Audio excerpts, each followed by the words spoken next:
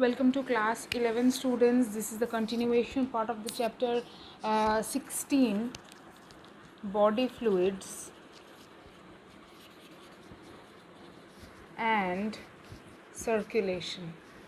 Okay, so I have given a previous video of this chapter and I have explained why blood is considered as a connective tissue. You will have to learn the reasons of that, and then I have I started discussing about the components of blood, or the composition of blood. Okay, you already know that blood is mainly made up of two components, which is plasma, and plasma is of 55%, and then we have the blood cells or the blood corpuscles, which is 45%. Okay, now plasma, the subdivisions under plasma or the components under plasma are already done in the previous video.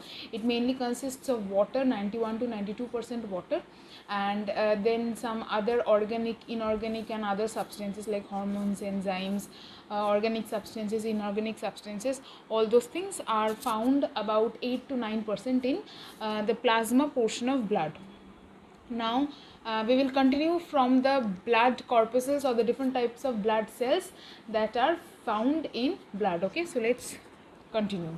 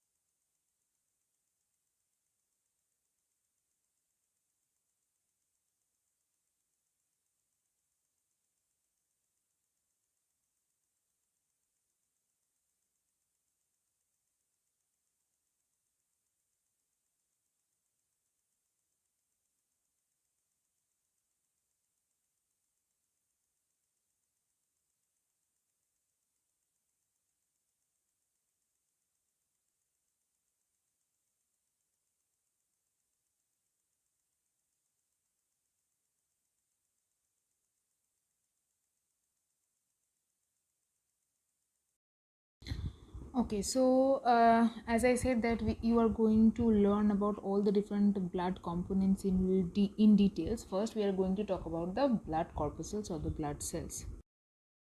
So you have already learned that there are three types of blood corpuscles: RBC, WBC and platelets. Now first we are going to discuss about RBC in details, and then we can learn about its shape and structure. So what is the definition? How can we define RBC?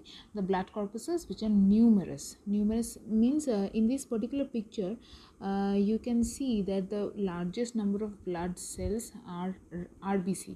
So this particular picture is just a very little fraction of all the amount of blood that is present in our body.